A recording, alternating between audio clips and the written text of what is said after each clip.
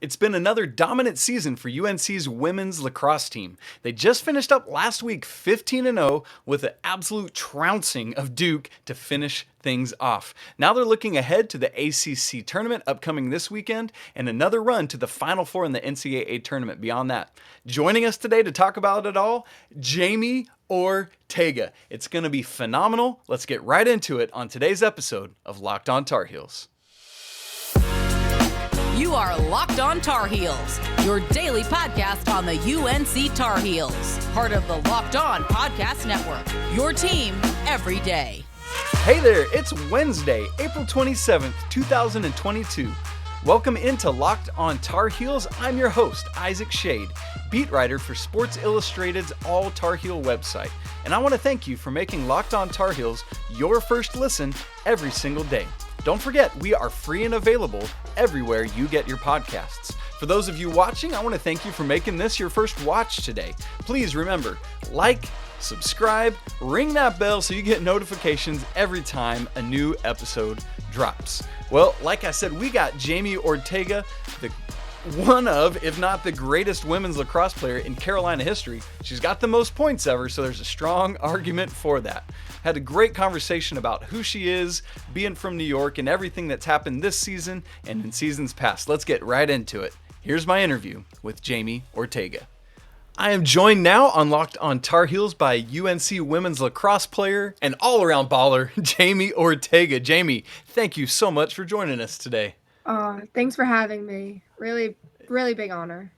Yeah, it's awesome. So, as you can already tell, if you've never heard Jamie talk before, Jamie is a certified through and through New Yorker. And so, Jamie, what when living in North Carolina, what do you miss most about home? Honestly, it's really different. Home's very different from Chapel Hill. I think, I definitely miss my home friends and my family and, pretty much seeing everyone from high school in the same town. People a little bit meaner, a little bit more honest up north, but, just also miss the beaches, everywhere I go, 20 minutes away from a beach, which is pretty unreal. I mean, here it's like 2-hour drive, not ideal. No. But the weather's better here, so love That's it here, awesome. but definitely miss home. Yeah, for sure. So, what does the South have that New York doesn't? I grew up in Center H. It's not a town like Chapel Hill. I mean, the town itself is such just a draw in. Immediately on my recruiting visit, I was obsessed with it, restaurants everywhere, stores, walking from, I live in a house now, so walking from my house to on campus, through Franklin Street, just the atmosphere in Chapel Hill is just unlike no other. It really feels really safe, really homey, really comfortable. That's awesome. I love that. So let's have some fun with the accents because New York, is stereotypical for having these very specific accents. And then in the I'm in the South, I'm from Atlanta and, we talk like molasses dripping out. So I want to hear just your best stereotypical New York accent. Give me something. I mean, it really starts when anyone asks where I'm from and I say I'm from Long Island. So anytime that happens, they're like, oh, wow, you really are. I'm like, yeah, definitely. All right, here we go. I'll ask you and let you say it. You ready? Mm-hmm. Hey, Jamie Ortega, where are you from? I'm from Center H, New York on Long Island. Yes, I love it. Okay, yeah. Now It's give not me your as aggressive as some other New Yorkers' accents. I think being down here in the South has changed it a bit. Yeah. Well, there we go. That's a perfect segue. Let me get your best Southern drawl. Ask for some sweet tea or something like that. Like, do y'all have some sweet tea? That's the best I got. I'm not great at it. Yes, no, that's awesome. When I committed to UNC, I always told my friends, I'm like, you're going to be so jealous. I'm going to come back with a Southern accent, which isn't the case at all. I mean, sometimes I'll say y'all, but like not that much. Yeah. Gosh, that's awesome. I love it. So, I want to get people to be able to know the Ortega family a little bit. So just take me inside your living room. What's something the Ortega family does that you just love, that you think super cool? I mean, I have an older sister, so pictures of us everywhere. all over the living room, which I do think is like every other normal living room in a family's house. But I think, having childhood pictures to both me and my sister's high school graduation pictures next to each other, I think it's kind of cool seeing us, from like little kids to high school. And she went to Notre Dame, so you see her graduation picture from Notre Dame, and then you'll see mine from UNC, which will be nice to see us both up there together. That's right. That's awesome.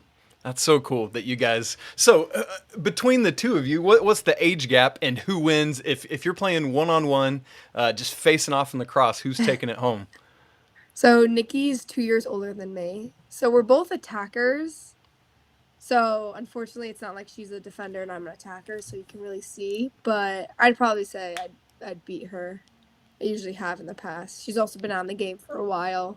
That's so right. I think I love that. I love it.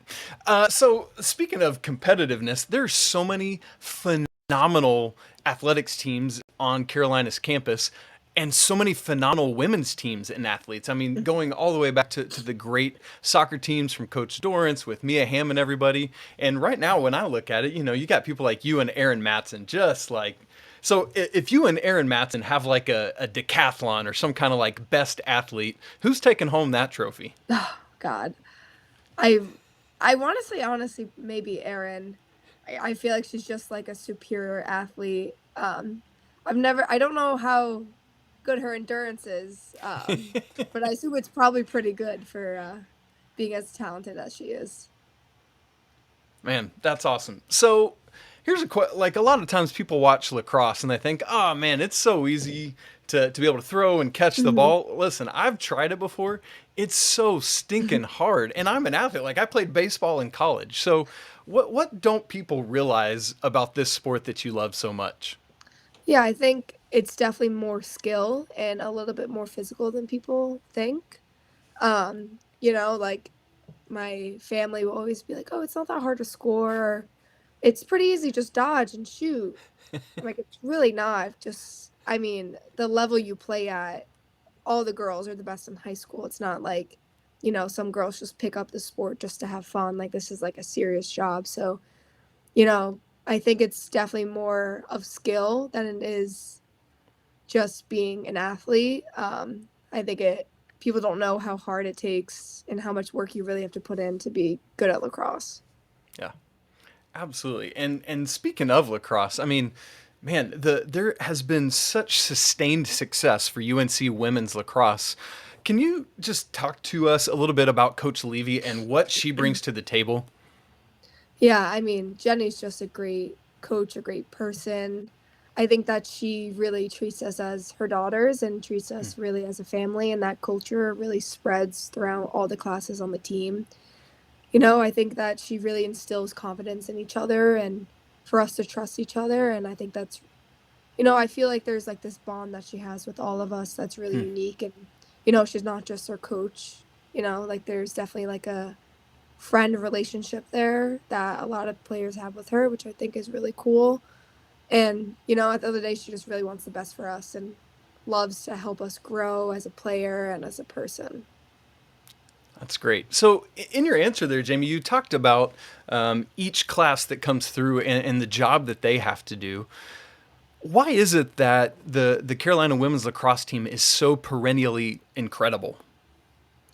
Yeah, I think, Jenny, Phil, Emily, they recruit girls that it's not just their talent, they're not just looking for the best girl with the best stick work or best defensive footwork.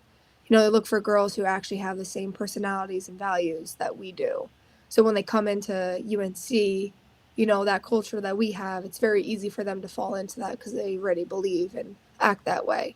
So I think, like just having girls from each level come in already being similar to us and then just being open-minded as well, that, we're all friends here, we're all normal people, all want the best for each other, and we're a family. Oh man, that's so cool. Love to hear how teams come together and everything they can do. And I want to talk Hmm. about more about the team, but I want to ask you to just brag on yourself for a minute. And I know that's difficult to do because you want to honor your team, but you have done, Jamie, some insane things in your career. I'll just list off a couple. As of right now, you have a goal in 49 consecutive games, at least 3 points in every game this season, at least 1 point in all but one of your collegiate games, including 78 straight. You're approaching the most points and goals ever in NCAA history. What, like, as you think on this almost 5 year career, by the time it's done, it will be 5 years.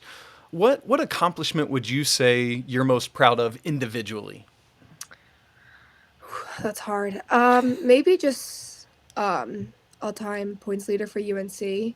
I think that's more like a personal thing, and Mhm. being able to pass the players that I looked up to or have played with, who are just really huge, significant players in UNC lacrosse history. I think that's really cool and a huge accomplishment for me.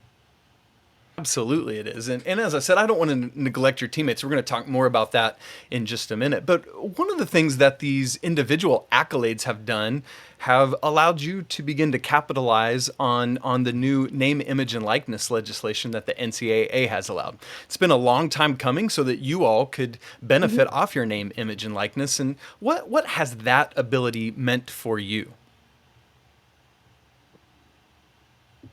I mean, it was about time that, we were able to profit off of our name, image, and likeness. I think it's really great that it was passed this past summer. I was able to connect with Epic Lacrosse brand. I was their first female athlete, which is really Nice. exciting. We use their sticks here at Carolina, so that is nice that we already had a prior relationship with them.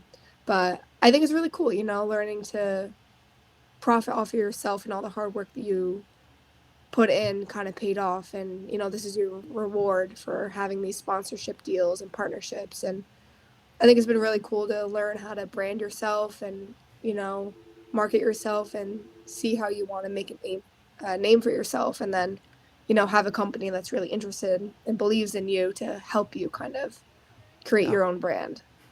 That's awesome. Yeah. And I know another one of those for you is college ball, which has this NFT Hmm. drop coming out in just a couple days here on April 27th. And I know you and some of the men's lacrosse players are all involved with that. And so, what are some of the things you guys are doing surrounding that NFT drop? Yeah, I think just promoting it as much as possible on all our social media accounts, putting it out there.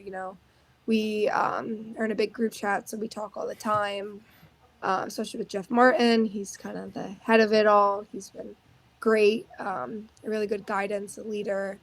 But yeah, I think just promoting it as much as possible, telling people, there's this really great platform that you can buy NFTs, kind of interact with me and the other lacrosse players, which I think is really cool, and just, making it known, this is a great opportunity for a lot of people.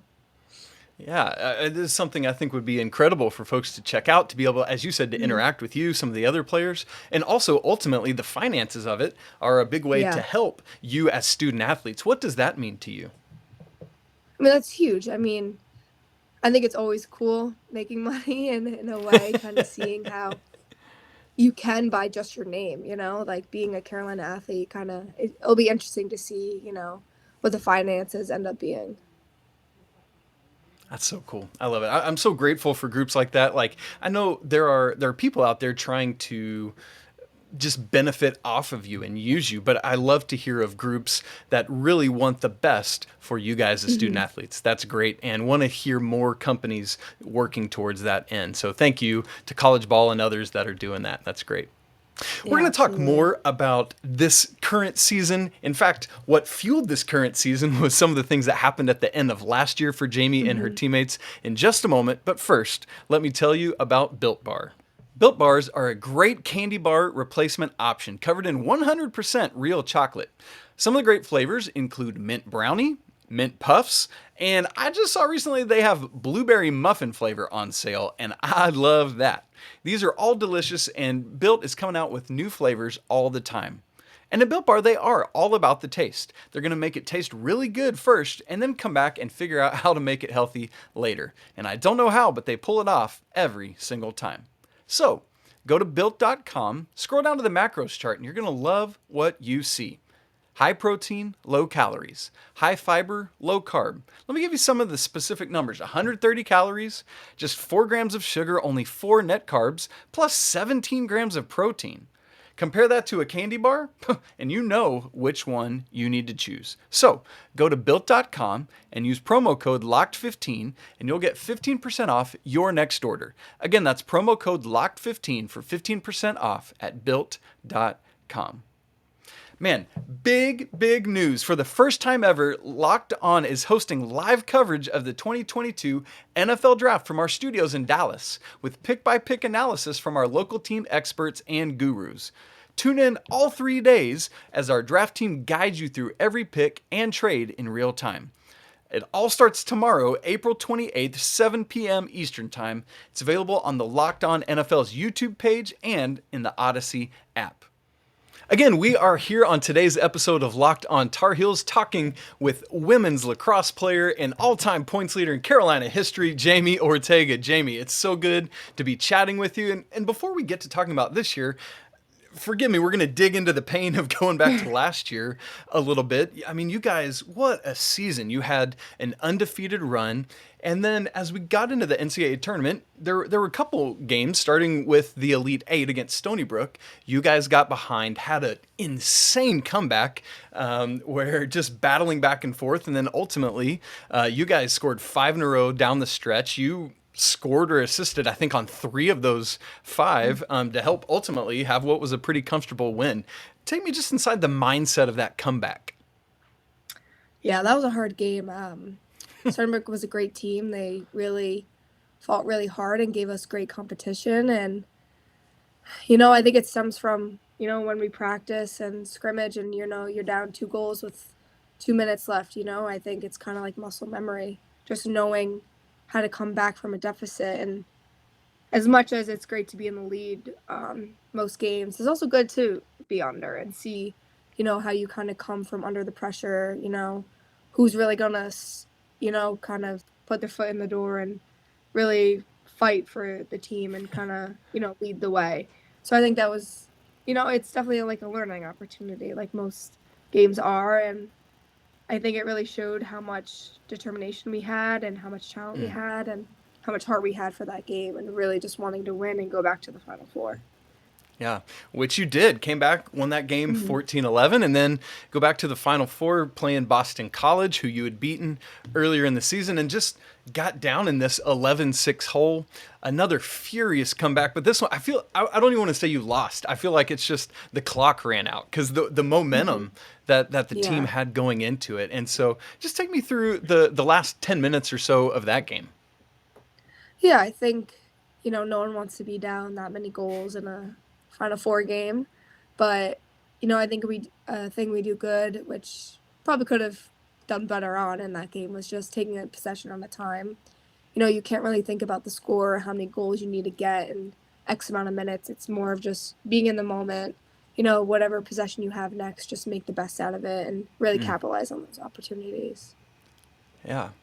And so, unfortunately, that loss did end last season. And if I remember correctly, even before that, you had already said, yeah, listen, I'm coming back. I'm using this COVID eligibility, and I'm going to play again in 2022. And so what makes you already make that decision? What makes you want to come back for a 5th go-round? I mean, I think it was pretty much determined when junior year season ended and, you're with your team, everyone's crying,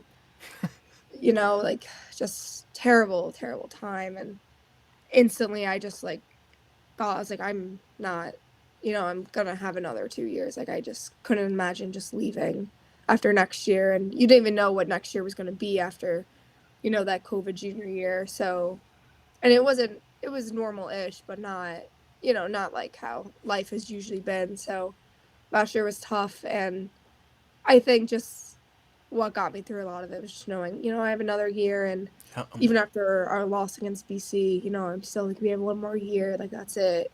So I think that really got me through a lot of last season. Yeah. Yeah, absolutely. And here we are in 2022, and you guys are doing it all over again. That was your only loss last year. You haven't lost since. I mean, when you look at this year's schedule, I was looking at this again today just because it's so ridiculous. 15-0. Listen, folks, listen to what these ladies have done. You ready? They have beaten the teams currently ranked number 2, Northwestern. That was 20-9, by the way. Number 3, Boston College on the road. Number 4, Syracuse on the road. Number 6, Florida on the road. Number 10, Duke, last week. That was a blowout. So 5 of your 15 wins have been against the current top 10, not to mention number 12, James Madison, number 20, Jacksonville. I mean, you guys are just obliterating the best competition in the country. How is this happening? I mean, I think half of it is just, the team and the trust that we have in each other and all the hard work we've done. And then the other half is just, that anger from last year kind of fuels you in a lot of moments where you're like, you get kind of flashbacks and really just motivates you to kind of, there's no stopping, like the game has no memory. So every game you play, everyone wants to beat you, and just having that mindset of you're not going to back down. You're not going to, play to maybe some teams' levels that are as high as ours, or get intimidated by teams that are higher than us, or always give us a good run. So I think just those mindsets of, just knowing that you're not going to back down, and just, also just having fun. And this year has been great. And, every game I'm like, this is my last game at so-and-so, this is Duke was my last regular season game, like I think that hits home a lot, just a lot of laughs for me this year. Yeah, boy. Oh, yeah. All the feels with all of that. So like you talked about remembering last year and the motivation from that. How often does that come up for you, like in the midst of a game? Like you're maybe down a goal or two and it's like, no, we ain't doing this. How often does that pop up for you? Like pretty often. I mean, I think it popped up a bunch when we played Boston, obviously. And I think even when we played Syracuse, I guess, I don't know, it's not as much as like the memory of the game, but just like that, just, I don't know, like disappointment. I think just comes in some games, just like knowing that you have to be present in the game, the full 60 minutes, like you can't, there's no time to be tired. There's no time to take a rep off. Yeah, absolutely. I love that. You talked about Duke in your last regular season game. I mean, goodness gracious, 18-4 to close out the regular season. What was that experience like for you? It was great. I mean, it was our senior game. It was a night game. We all love playing Duke. I mean, it's always a fun game to play against them, especially on our home field. It was so fun. I mean, it was really a fun time. I think our team has been waiting. I mean, they beat BC, so, it was very hyped, and you don't know how really good a team is until you play them. So I think everyone just was having fun playing. It was a great night. Our family's here. Just everything was falling in place for us, and everyone was clicking, meshing on the same page, which has been, you work on that, just being on the same page offensively, defensively, and it was finally implemented in the game against Duke.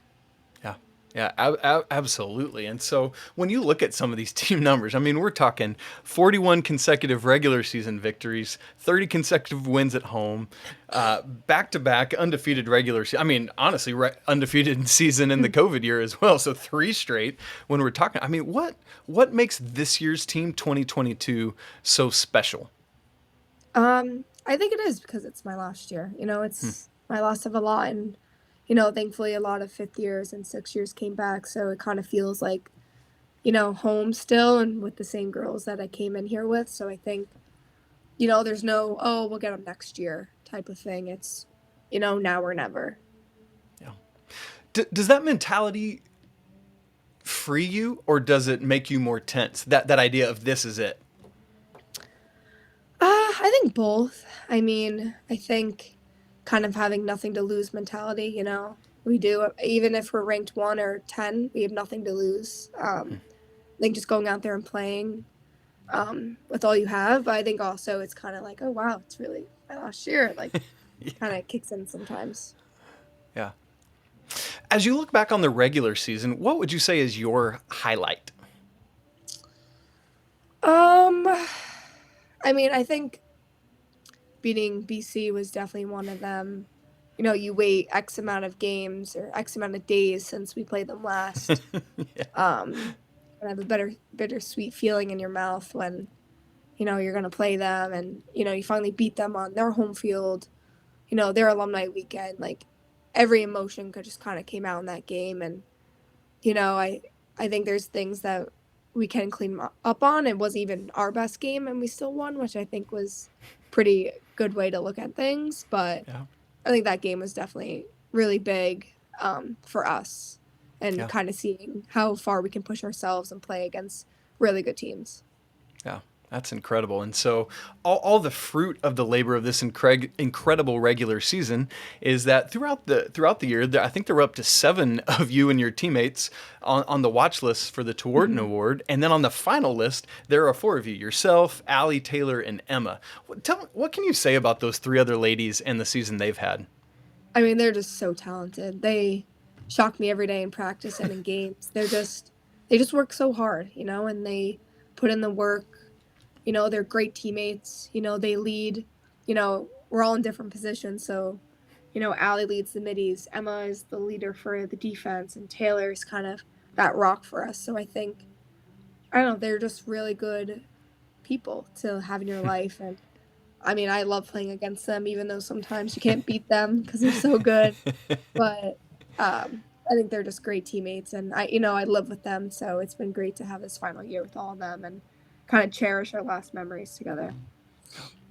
Well, and these final memories, it's not done. The regular season's over, but boy, we got some big lacrosse ahead of us still, and we're going to talk about that in just a moment. But first, let me tell you a little bit about Rock Auto.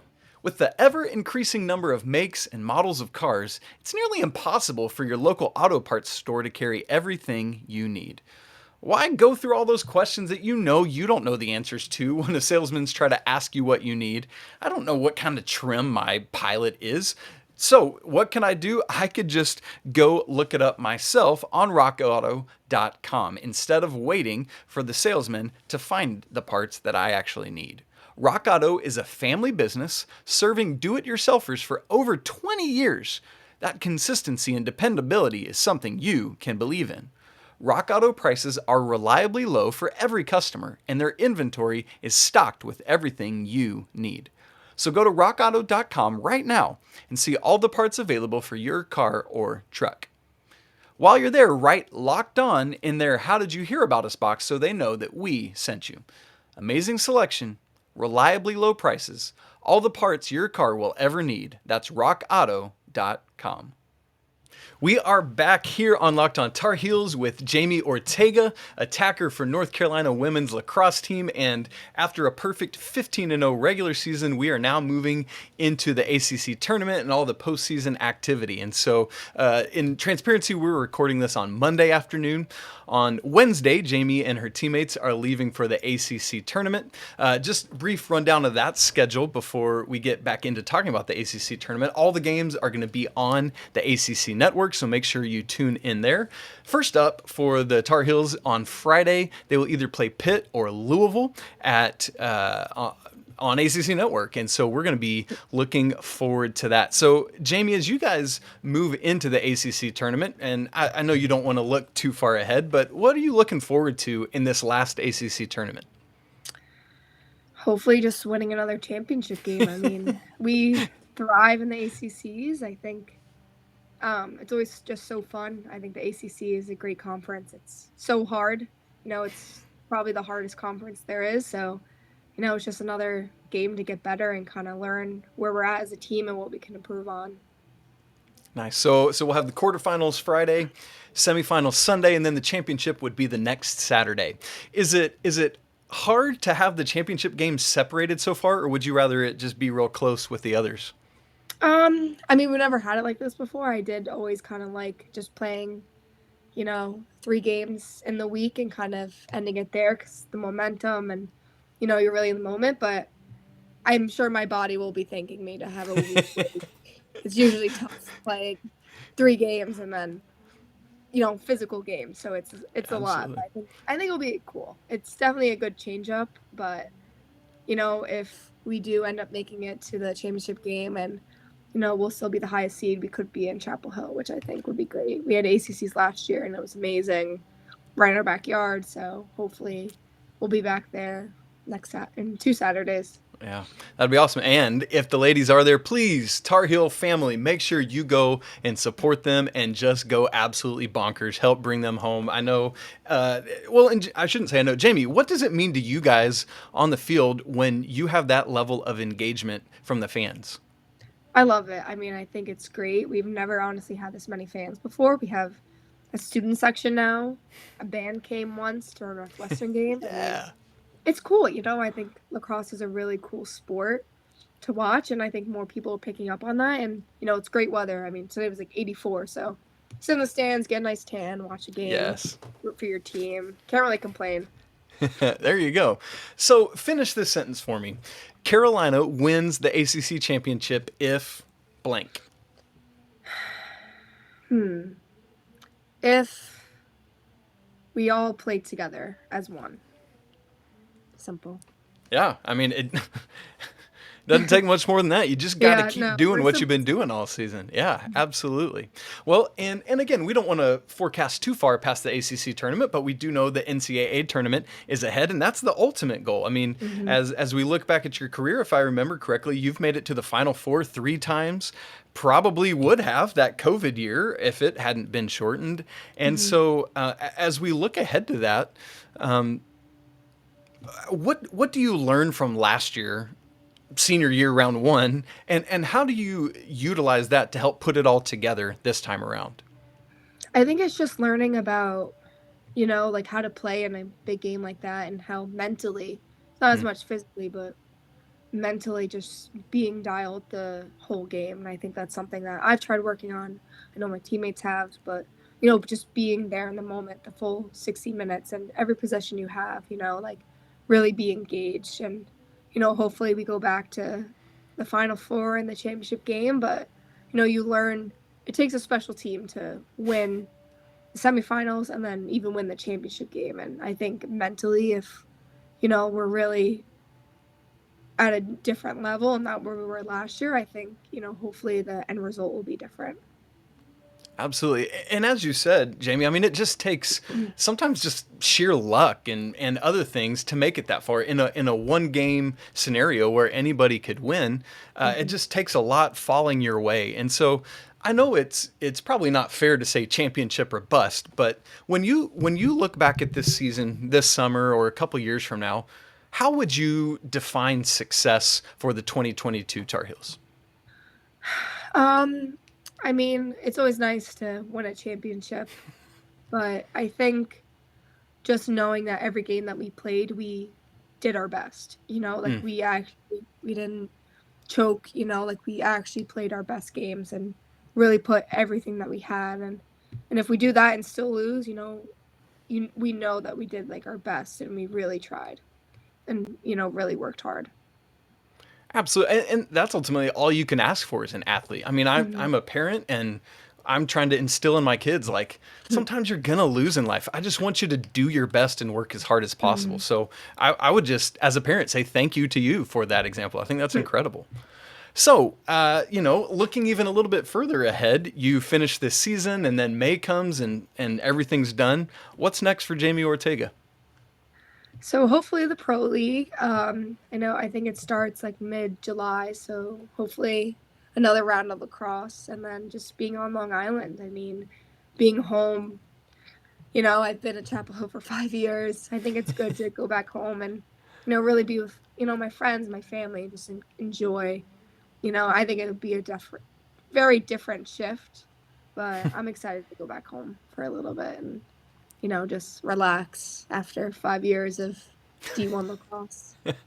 Putting your body through a lot of pain. Yeah. Man, it will be well-deserved regardless of the outcome of what happens this season. Man, cannot wait to watch you and your teammates just Thank you. Bring it over these next couple weeks. It's going to be a lot. I promise. Yes. So, Jamie, before I let you go, tell everyone where they can find you, what you would like them to check out.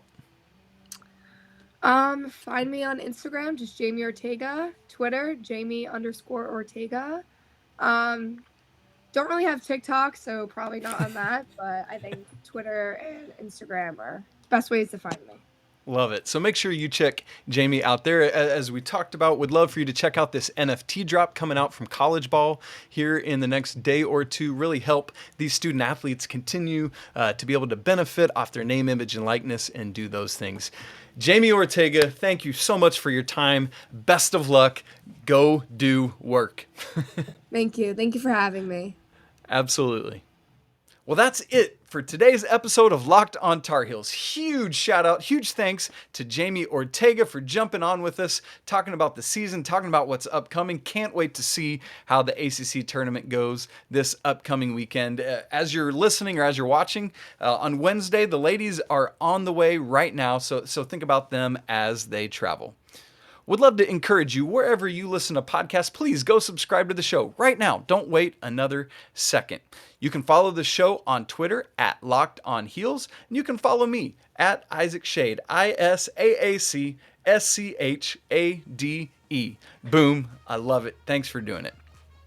Coming up tomorrow, the next edition of me and John Garcia Jr., our college football recruiting insider, talking all sorts of Sam Howell content. Why? Well, because the draft starts tomorrow, and I want to talk with John about the recruiting impacts of having such a high-profile player and what that can do for a team. Can't wait to share that with you.